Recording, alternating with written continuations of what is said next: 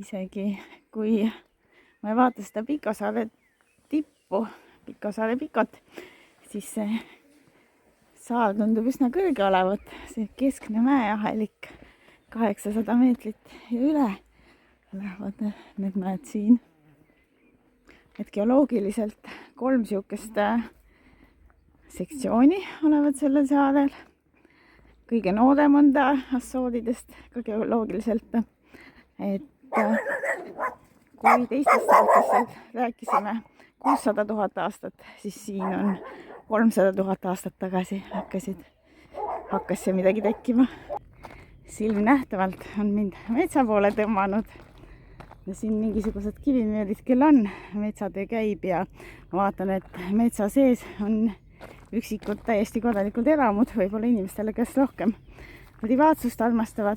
Aga see on siis matkalada, mis saab alguse Saar-Rooguest ja Lagoa de Capitao on selle nime, et ta peaks siis viima ühe ilusa maalilise järvekeseni. No mina hakkasin seda tegema tagurpidi, tegelikult on mõeldud, et sa sealt kuskilt järvekese lähedal suure tee pealt alustad ja lähed alla asulasse, aga kes oskab igatpidi. Metsaalune on õite tume, isegi müstiline. No metsas andis omajagu turnida, aga nüüd olen jõudnud siis kadakate vööndisse, Assoodi kadakad. Ja siit teiselt poolt vaade veele ja siis tuttavale Sao Jorge saarele. Midagi see mees annab neile lehmadele, kas vett või? Jep, lehmad saavadki vett.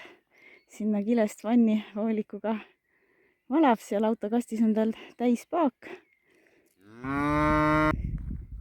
Põhiteest väikene kõrvalpõige vaate kohale. Mirador, Sao Roogu seal all, sadam paistab. Seal on siis Santo Antonio või mis Santad ta nüüd oli. Igastahes see asula, kus mina olen, on seal tagapool ja siis on mingisugused künkad ja siis siin on see keskmäestik. Sealt peaks paistma Sao Jorge saar, aga hetkel ta on suures udus. No siit pilved tulevad vaatele. Järjest rohkem peale paistab. Asula siiski koos sadamaga nähtav. Lagoa de Capitao peaks olema siis päevapõhine vaatamisväärsus. Siin udus ei ole küll ööd ega mütsi näha, et isegi lint siin üsna nõutu.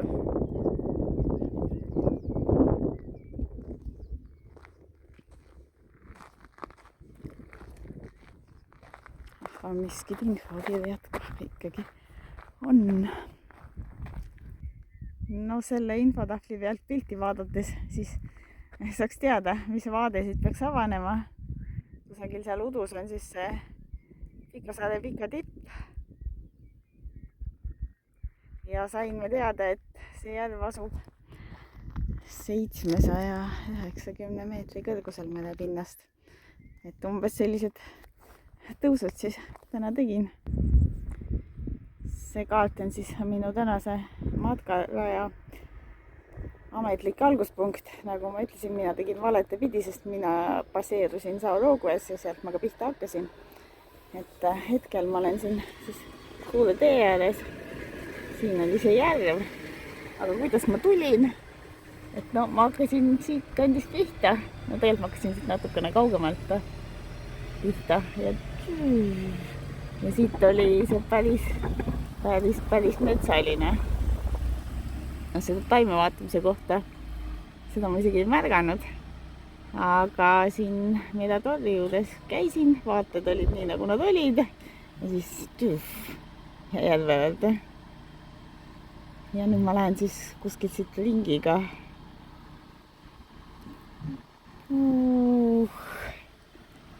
tagasi. No siin vaated juba selgemad, et siin hea sirge asfalt läheb mingi keskplatoolt üsna pikalt, et saab head asfaltteed mööda sõita läbi selle keskplatoo siis saare ühest otsast teise pikemat otsa pidi üle 50 kilomeetri. Olen tähtsas teede ristumise punktis. Laiesesse näitab siis 12,8 kilomeetrit, Sao-Roguesse 9,8 ja sealt on Madalena 23 kilomeetrit, ehk see on siis nende suurte teede tsenter siin Pikosaare kese. Mirador de Corre Agua vaadetega jällegi siis Sao-Rogue sadamale. Ja nüüd seal pilvemassiivist natukene on paremini hakanud välja tulema see Sao-Jorge saar ja naljakas mõelda, et alles üleeile käisin seal Sao-Jorge saare tipus. Et aeg tundub minevat kuidagi aeglasemalt, kui see niimoodi palju erinevaid kohti käid ja vaatad. Sao-Jorge saare saab isegi täiesti oma pikkuses ära näha. Ja siit võtan suuna alla asulate poole, et suurel teel massimine sai mõneks ajaks otsa. Et mis see siin on? Näiks see nagu endine laavavoolukanal. Siuke sujuv ühtne kivi. Sao-Rogue kirik ja tänavad, need kirikud näiks Assoori saartel uhked olema. Siit peaks alla minema siis rannapromenaadile.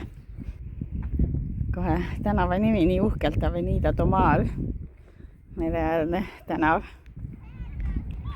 Ees rannala silmnähtavalt.